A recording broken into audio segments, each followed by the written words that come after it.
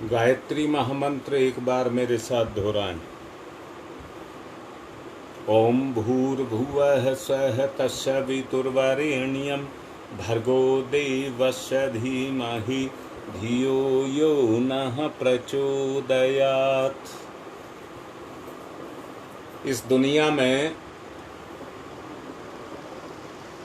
सर्वशक्तिमान शक्ति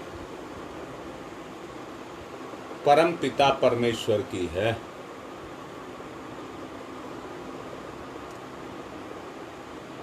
जब हम चारों तरफ संसार में देखते हैं और संसार के विस्तार को देखते हैं, यहां कह देने से पहले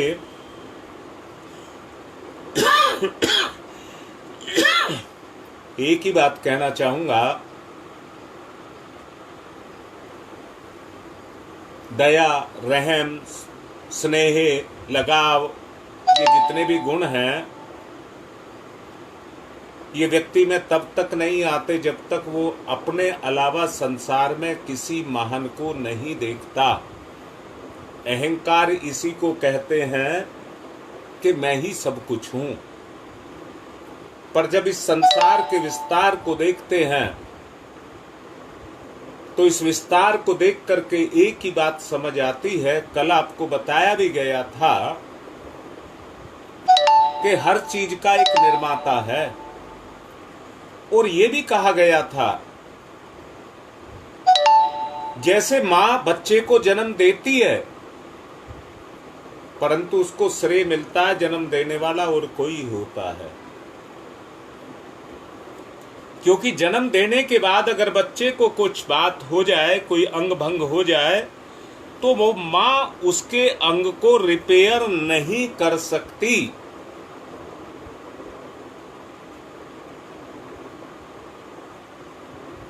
एक सत्ता है जो सब जगह सर्वत्र कण-कण में समाई हुई है।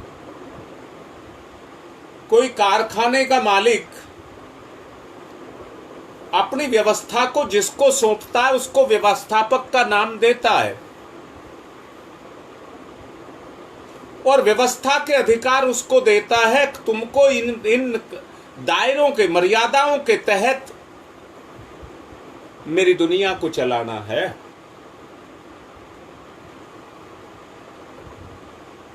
और बदले में उसका पारिश्रमिक उसको देता है। ऐसे ही इतनी विराट दुनिया को चलाने के लिए ईश्वर ने आपको व्यवस्थापक बनाया है,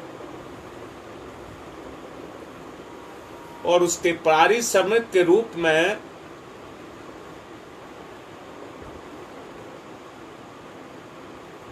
वो आपको जीवन से मुक्ति देता है। इतना बड़ा संसार एक निश्चित व्यवस्था पर, ठिकाने पर चल रहा है। सूरज प्रतिदिन ठीक समय से निकलता है। चंद्रमा की क्या औकात है जो अपनी माहवारी ड्यूटी को ना निभाए। अपने समय आने पर ऋतुएं बदलती हैं, मौसम बदलते हैं।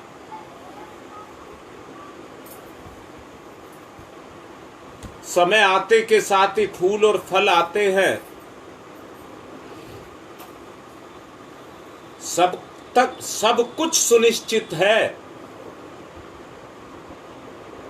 पर उस निश्चिंतता के अंदर कोई इंसान अपनी नहीं चला सकता। जो चलाएगा मर्यादा का उल्लंघन हो जाएगा। उद्देश्य से भटक जाएंगे, दीनहीन स्थिति में पहुंच जाएंगे। सारी प्रकृति, संपूर्ण संसार ठीक व्यवस्था से चल रहा है। आप देखते हैं जरा सी व्यवस्था इधर से उधर हुई, कक्षा में दौड़ता हुआ एक पिंड जरा सा कक्षा के बाहर निकल जाए भूल से, तो उसका अस्तित्व ही खत्म हो जाता है। नियामक परमात्मा सचमुच ही बड़ा शक्तिशाली है।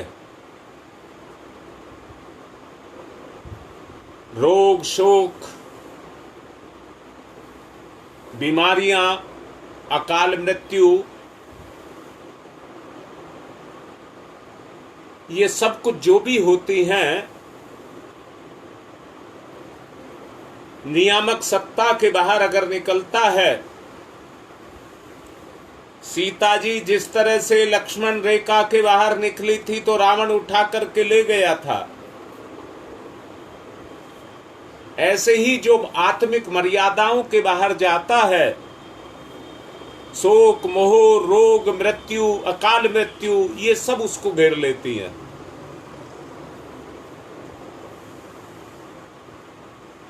दंड देने में उसने अगर चूक की होती, अनियमितता अस्त व्यस्तता इस दुनिया में चल रही होती। जैसे ही कोई कर्म होता है, उसकी व्यवस्था के अनुसार उसके परिणाम की व्यवस्था उसी अनुसार बन जाती है।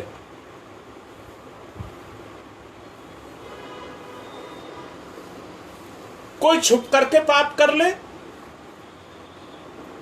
कोई खुले में पाप कर ले, इस बात से कोई फर्क नहीं पड़ता, परंतु कर्म का फल उसके यहां सुनिश्चित है।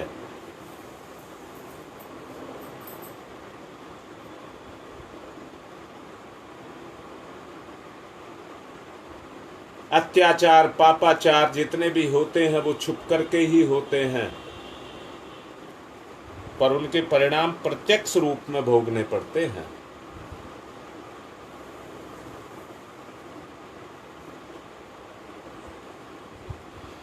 बड़ा कठोर है, दुष्ट नहीं कहना, कठोर है, क्षमा नहीं करता।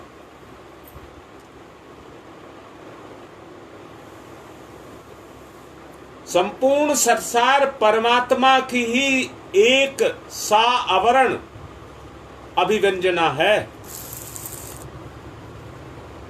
इसी में उसकी अभिव्यक्ति भी है। जीव की पूर्णता या मुक्ति और कुछ नहीं है,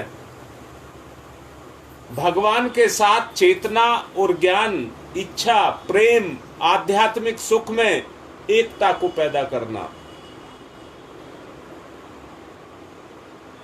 कल कहा गया था आपको, परसों कहा था मधुरता और मृदुता,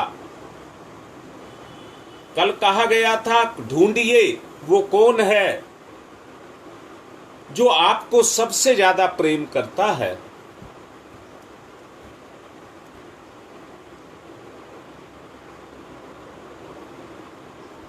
जो 24 घंटे आपका साथ दे, हर दुख में आपके काम आए, हर मोड़ पर आपको रास्ता दिखाए,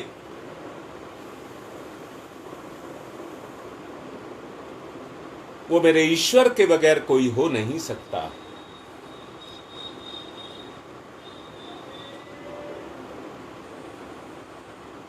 बेटी, मैंने कहा था नीलम, ये पहले कहा था, अभी भी कहा है, आप छुप करके कर्म कर लें तो भी बच नहीं सकते।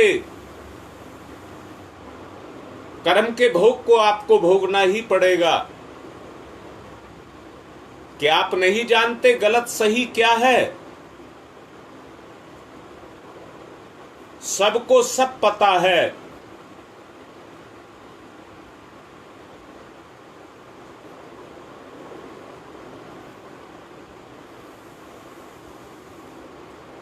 आत्मिक ज्ञान से ही बढ़ेगा। रीता ठीक कह रही है, मैंने भी कल कहा था, एक है प्रेम, वो व्यवहारिक होता है,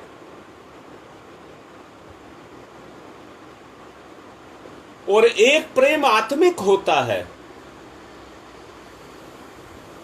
अब मैं दोबारा से कह रहा हूं, मैंने ये कहा है वो इतना कठोर है कि किसी को रहम नहीं करता, अब मैं ही कह रहा हूं, आपसे चाहे कितने ही बड़े पाप क्यों ना हुए हों, अगर आप समर्पण करते हैं, बुराई को छोड़ते हैं, तो उससे बड़ा दयालु भी कोई नहीं है। अर्थात वो ही आपको प्रेम करता है। दोबारा से बोल रहा हूं, मैंने व्यवस्थापक को जिस तरह से जो मालिक है अपनी व्यवस्था उसको सौंपता है, अधिकार देता है,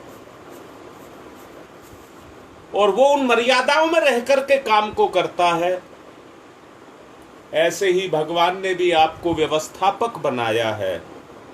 सबको, आप सबको व्यवस्थापक बनाया, और व्यवस्थापक के ऊपर काम करने वाली मर्यादा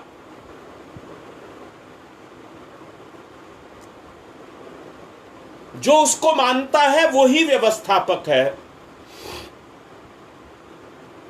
जो उसकी व्यवस्था में उसका साथ देता है वही उसका साथी है।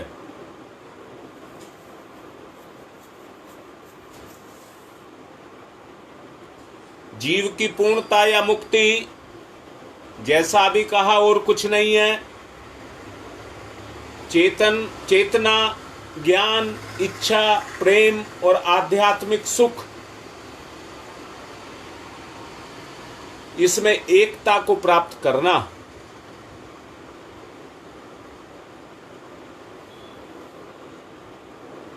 उसमें एकात्मकता को पैदा करना,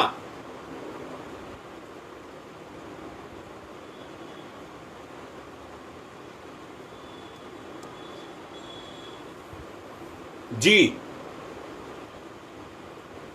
गुप्ता जी धन्यवाद। तो आदमी की एक आदत बन गई है, thank you thank you thank you करता रहता है,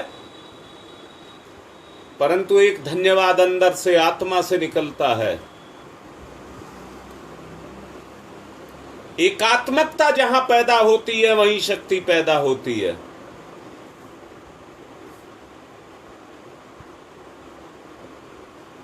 मां भगवती शक्ति की कार्य संपादन में अज्ञान पाप आदि से मुक्त होकर के सहयोग देती है। ये स्थिति तब तक प्राप्त नहीं होती है। मैं उदाहरण के रूप में कहना चाहूंगा, एक पक्षी पिंजरे में है,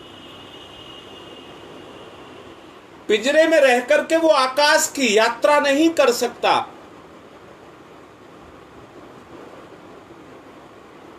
आप भी जब तक बंधन में हैं तब तक आप ईश्वर की यात्रा नहीं कर सकते। और बंधन तीन ही होते हैं, लोभ, मोह और अहंकार।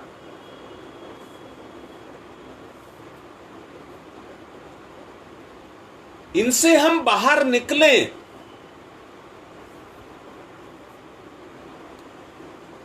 जब तक बाहर नहीं निकलेंगे तो वो स्थिति आपको प्राप्त नहीं होगी।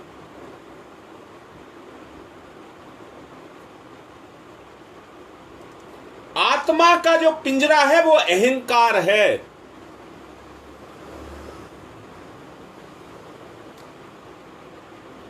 और जब तक अहंकार है, आप कह दें, किसी से पूछने की आवश्यकता नहीं है।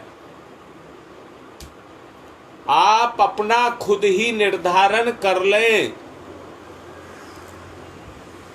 जब तक अहम के दायरे में आप हैं तो आप बुराइयों के जो पिंजरा है, बुराइयों ने जो जाल बुन रखा है, उससे आप बाहर नहीं निकल सकते।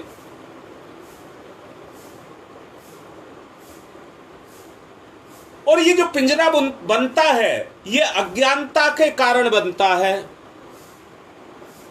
हाँ बेटा, वो कैसे? अज्ञानता के कारण।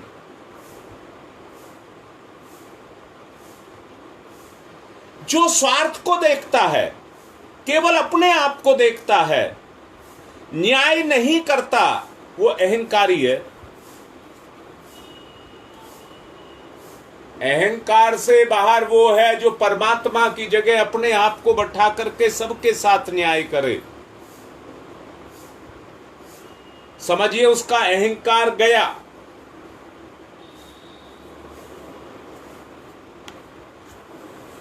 ईश्वर के साथ सहयोग करना इसी को ही कहते हैं। जैसे ही आपका अहंकार जाएगा, आपका हर क्रियाकलाप ईश्वर में समर्पित हो जाएगा।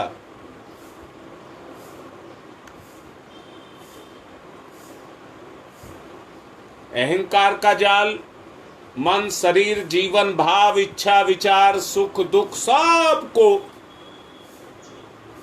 अपने में कैद करके रखता है। बचने का रास्ता संघर्ष, संघर्ष, पाप पुण्य अपना पराया, ये जटिल परिस्थितियां हैं, इनसे संघर्ष।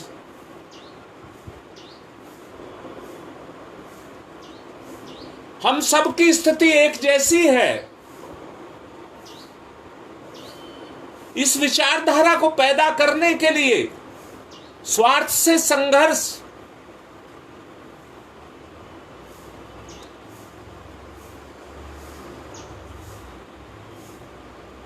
यदि परायापन है तो जटिलता है, प्रपंच है, और प्रपंचों से बाहर निकलना है। प्रपंच लोभ, मोह, अहंकार, काम, क्रोध, इनको कहते हैं।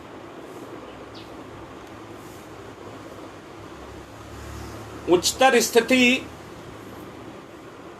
शक्ति के बाह्य स्वरूप में, अपूर्ण रूप में एक रूप मात्र है। महती शक्ति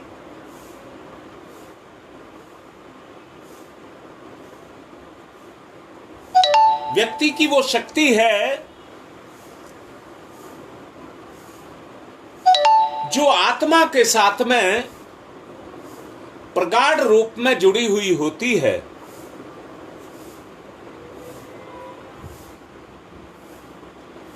क्या आप नहीं महसूस करते हैं कि मैं शक्ति का स्रोत हूं? क्या आपको इस बात का पता नहीं है? मेरे जीवन में भी एक ईश्वरीय शक्ति काम कर रही है।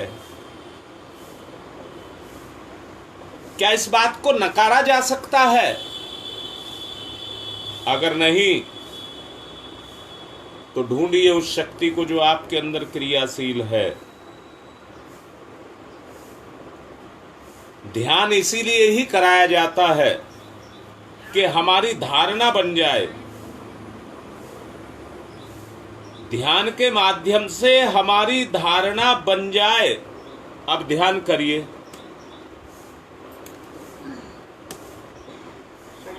प्रकाश, ज्ञान, प्रज्ञा।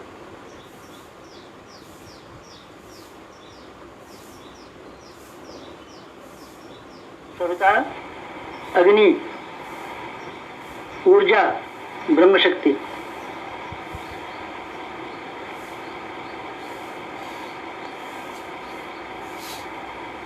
सविता ब्रह्म, सविता वर्चस्व, ब्रह्म वर्चस्व, सविता।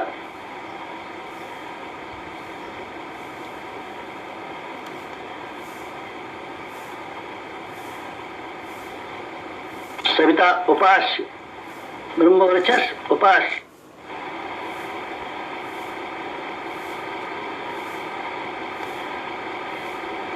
एकत्व, अद्वैत। साधक का सविता को समर्पण।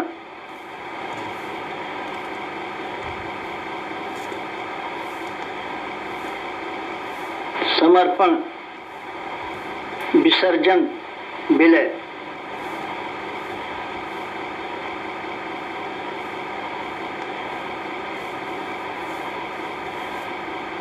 साधक सविता एक।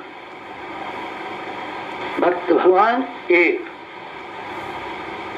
एकत्व अद्वैत।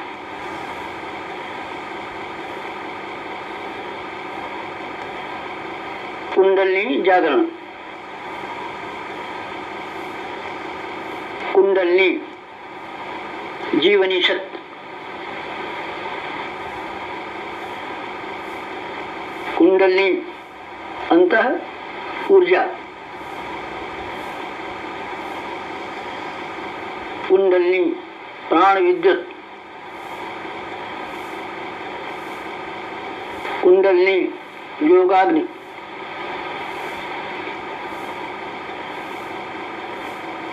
कुंडलिनी ब्रह्म ज्योति।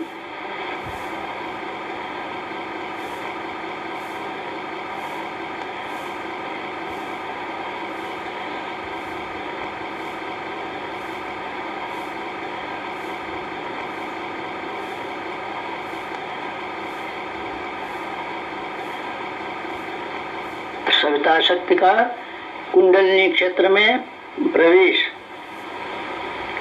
मूलाधार क्षेत्र में प्रवेश सविता का।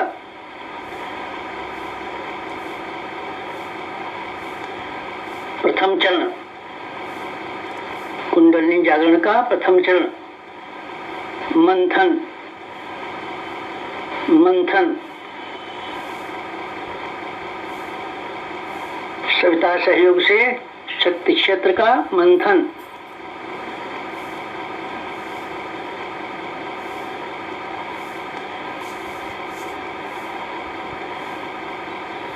मूलाधार मंथन।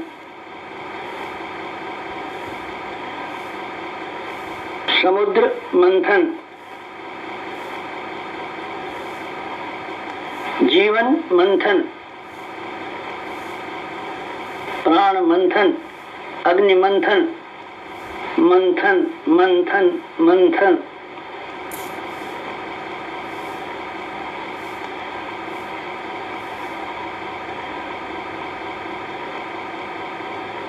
मंथन।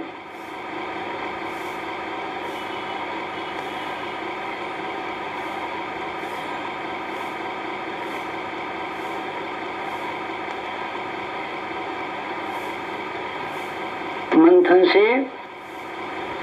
अंतः ऊर्जा का संवर्धन।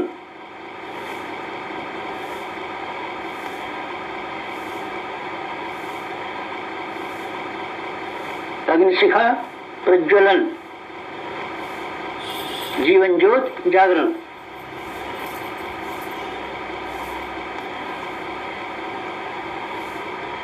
द्वितीय चरण ऊर्ध्वगमन।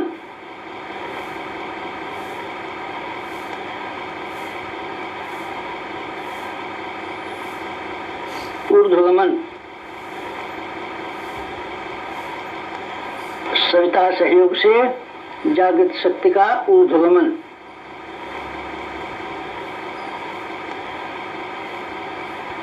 आत्मसत्ता का ऊर्ध्वगमन।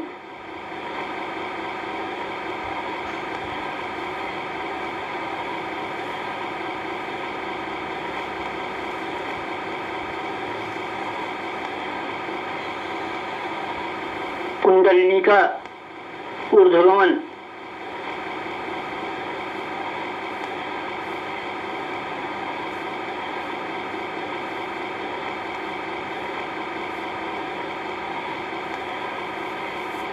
मूलाधार मार्ग से सहस्रार तक कुंडलिनी का ऊर्ध्वगमन। मेरुदंड मार्ग से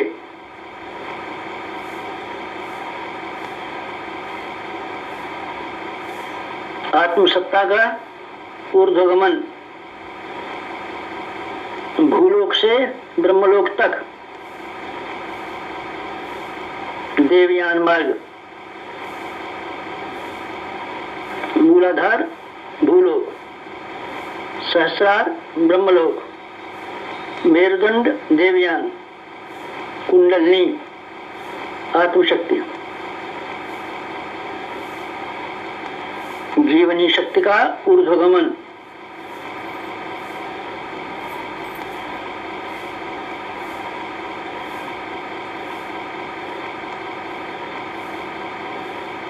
उत्थान, उत्कर्ष, अभ्युदय।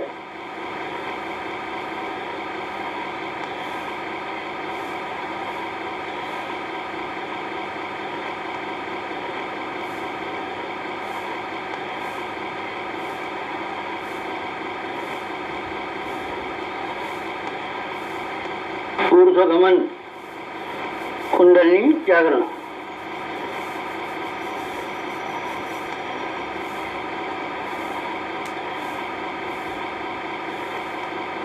तृतीय चरण वेधन, शोधन, जागरण।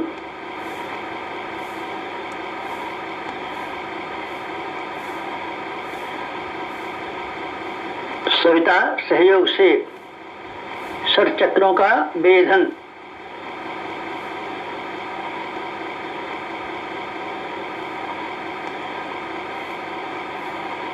मेरुदंड मार्ग के षट चक्रों का वेधन,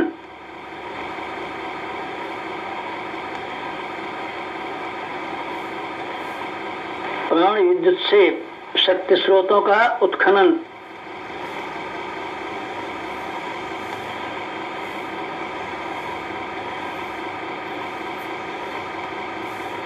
चक्रवेद, शब्दवेद, लक्ष्यवेद।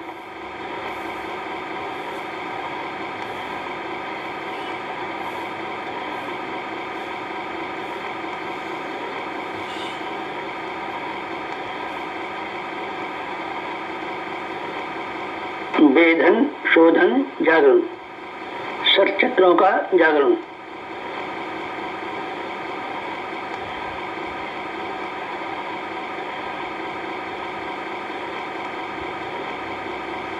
मूलाधार चक्र जागरण।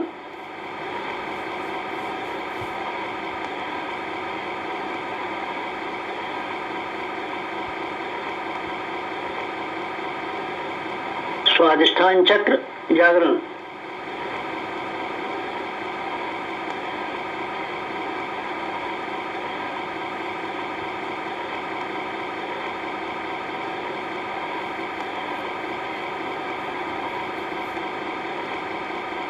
मणिपुर चक्र जागरण।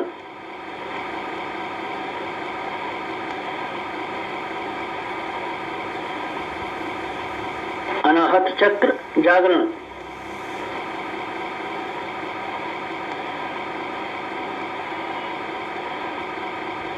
विशुद्धि चक्र जागरण।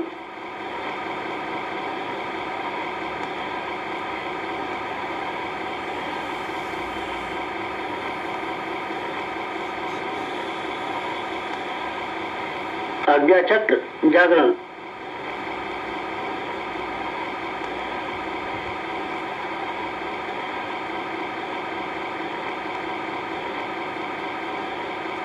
षट चक्र जागरण।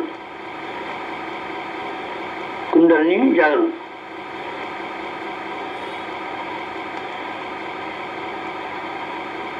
चतुर्थ चरण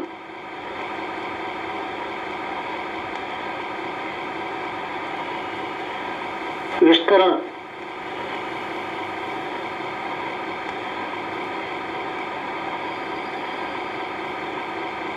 सविता सहयोग से योगाग्नि का विस्तार।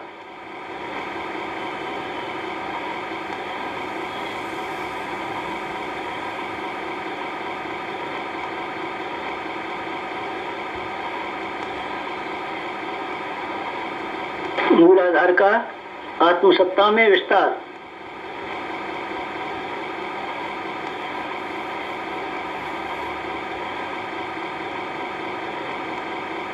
आत्मसत्ता का विश्व सत्ता में विस्तार, ब्रह्म सत्ता में विस्तार।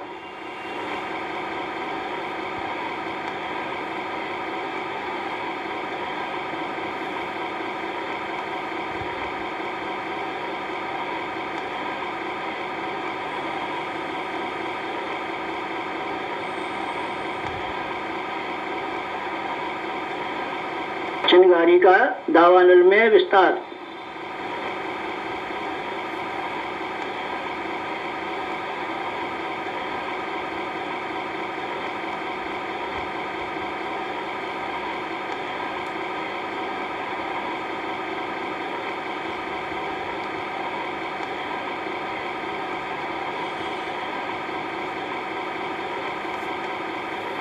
ज्योति का ज्वाला में विस्तार।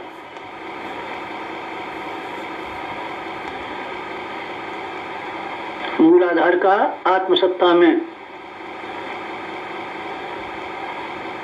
आत्मसत्ता का विश्व सत्ता में, ब्रह्म सत्ता में,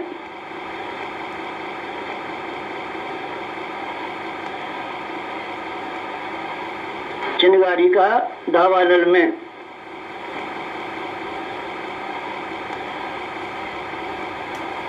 ज्योति का ज्वाला में विस्तार, विस्तरण, जागरण, कुंडलिनी जागरण।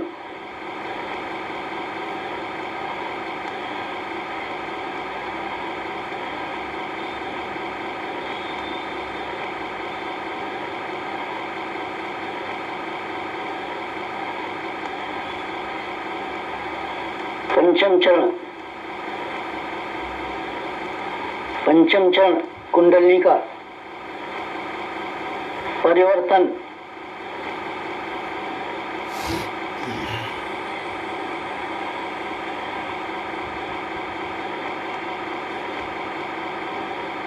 मूलाधार का सहस्रार में परिवर्तन,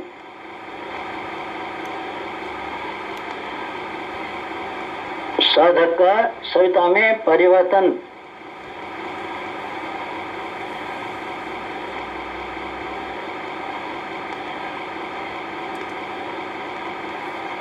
आत्म ज्योति का ब्रह्म ज्योति में परिवर्तन,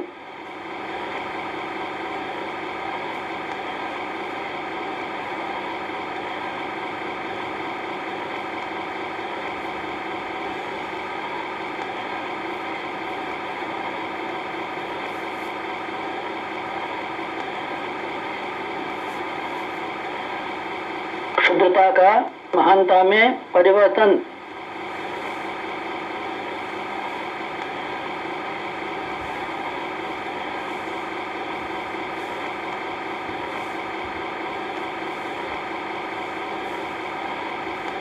कामना का भावना में परिवर्तन,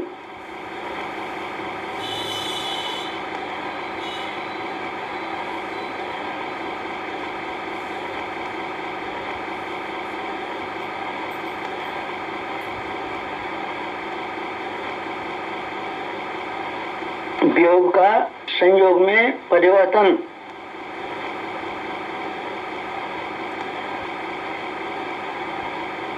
नर का नारायण में परिवर्तन,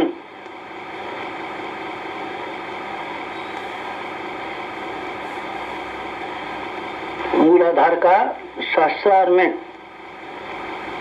साधक का सविता में, क्षुद्रता का महानता में, कामना का भावना में परिवर्तन, वियोग का संयोग में परिवर्तन, नर का नारायण में परिवर्तन,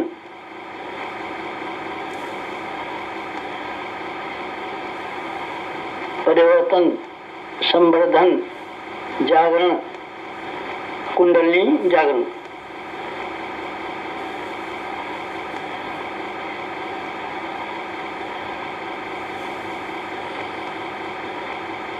मुक्त बंधन ईश्वर दर्शन,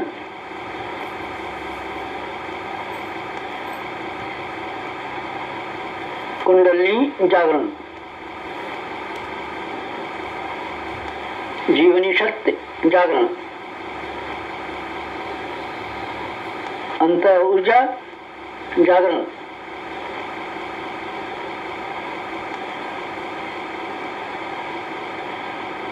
प्राण विद्युत जागरण,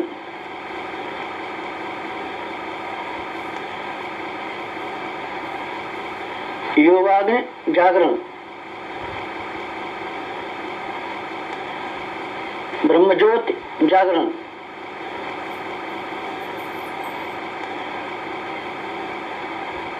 कुंडलिनी जागरण, महान जागरण, आत्म जागरण।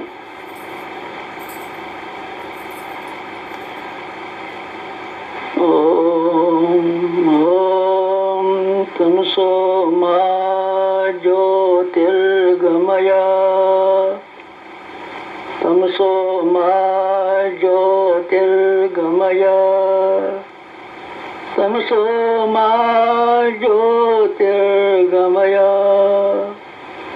असतो मा सद्गमय असतो मा सद्गमय असतो मा सद्गमय ॐ मृत्योर्मा मृतङ्गमय मृत्योर्मा मृतङ्गमय मृत्योर्मा मृतङ्गमय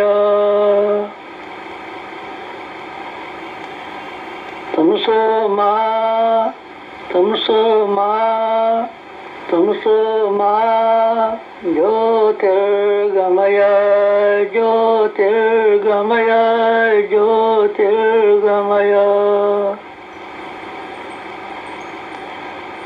तमसो मा ज्योतिर्गमय पंचोंकार पंच कुंडली जागरण के 5 चरण पंचोंकार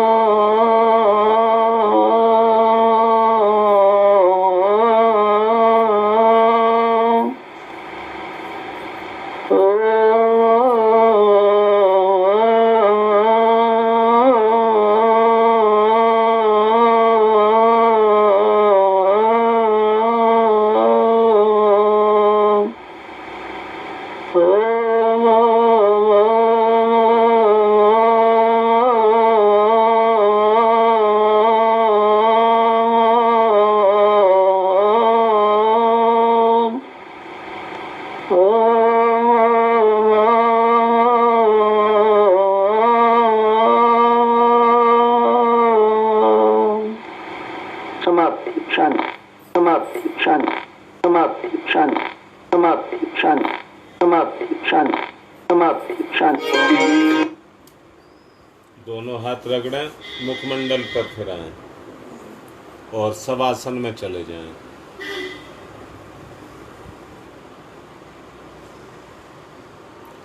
अभी देखिए उमेश दुबे ने लिखा है प्रेमलता के यहाँ जुड़वा पोती हुई हैं, एक पोता एक पोती। जो पोता है उसको सांस लेने में दिक्कत हो रही है। आप सब उसके लिए प्रार्थना करिए, वो सामान्य अवस्था में आए। सब उसके लिए प्रार्थना करना।